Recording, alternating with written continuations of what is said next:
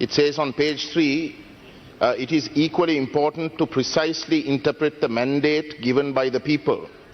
He goes on to say in that paragraph, we have a clear understanding of the expectations with which the people gave us such a powerful mandate to the government.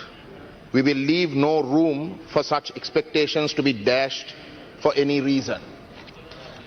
Mr. Deputy Chairman of Committees, whilst His Excellency the President is correct in interpreting that mandate for his party, it will not be correct for him to say that that mandate extends to the north and east. In the northeast, the mandate that was given unanimously, and I say unanimously with you seated on the chair as well, was for Tamil rights to be recognized.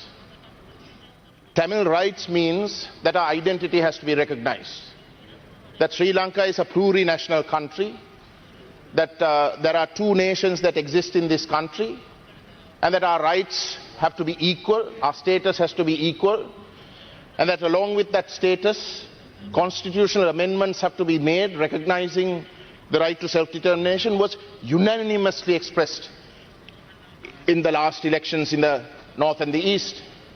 Your good self, after winning, when you thanked the people, you made it a point to say in your speeches that you are not opposed to Tamil rights. On the contrary, you are consistent with Tamil rights, but we can't wait till Tamil rights are achieved for development to take place, and that was your role, to intervene for development. Honorable Douglas Devananda, leader of the EPDP, in his campaign, his posters spoke of Tamilar Thesam Thale Nimira, for the Tamil nation to rise. That was his slogan. So the fact that we are a nation was unanimous in the northeast.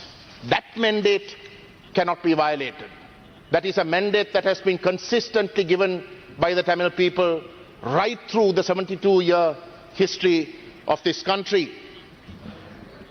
Mr. Deputy Chairman of Committees, there is another issue that I wish to raise.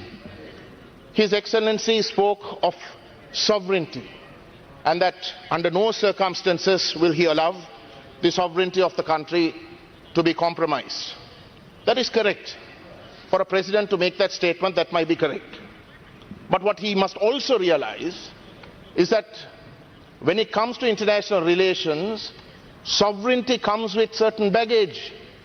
One of the most cornerstone principles on which sovereignty will be compromised is if within the country the state does not protect its own citizens, or even worse, if within the country the state attacks its own citizens.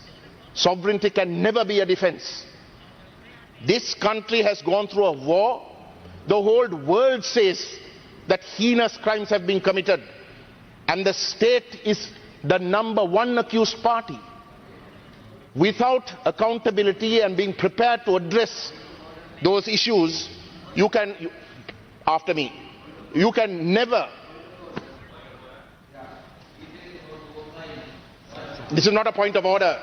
Please sit. You can speak when your turn comes. Sarath Veerasekara. Times experts have said that there's no war crimes have been committed. So he's lying in this chamber.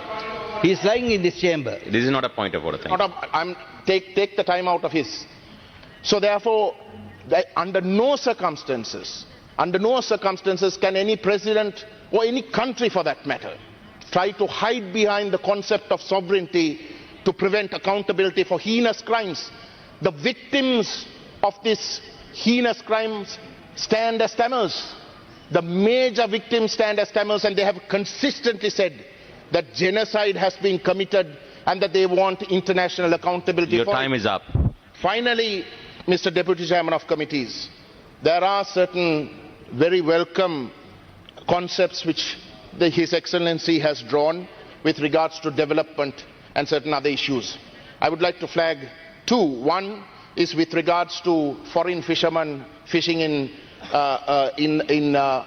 Sri Lankan waters. Second, he has also talked of several landless people have to be given their deeds. I welcome those, But what His Excellency must understand is that the Northeast has been a war zone for over 30 years. The people of the Northeast, You have to wrap it up. the fast. people of, I'm finishing, the people of the Northeast economy is 30 years lagging behind.